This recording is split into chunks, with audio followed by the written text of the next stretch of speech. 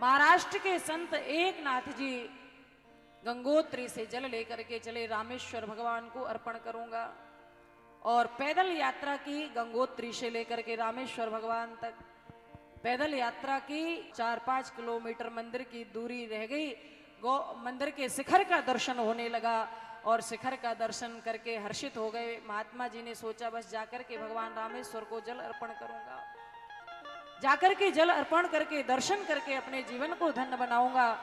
इतने में ही बाईं ओर खेत में देखते हैं कि एक गधा पड़ा हुआ तड़फ रहा है और उस खर को, उस गधे को तड़पते हुए महात्मा जी ने देखा तो ज्ञान दृष्टि से विचार किया आखिर क्या कारण है, ये गधा क्यों तड़पता है।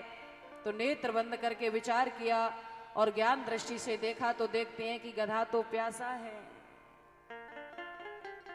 अब एकनाथ जी की जगह हम लोग होते तो हम कहते नहीं नहीं, इतने दूर से जल लेके आए हैं तो गधे को नहीं, हम तो भगवान को ही चढ़ाएंगे। पर भगवान की प्रसन्नता किसमें है, इस बात पर विचार होना चाहिए।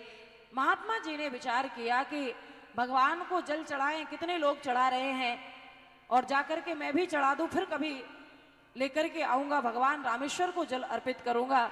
लेकिन फिलहाल में मेरे जल की आवश्यकता यहां है। तो अपने कमंडल का संपूर्ण जल गधे के मुख में उड़ेलते हुए बोले, हे रामेश्वर भगवान, मेरे जल को तो आप यहीं से स्वीकार करना।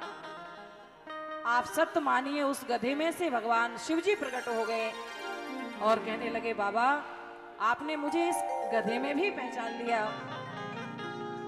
महाराज एकनाथ जी ने कहा कि प्रभु आप कृपा करके बताइए, संसार में ऐसी कौन सी जगह है जहां आप निवास नहीं करते।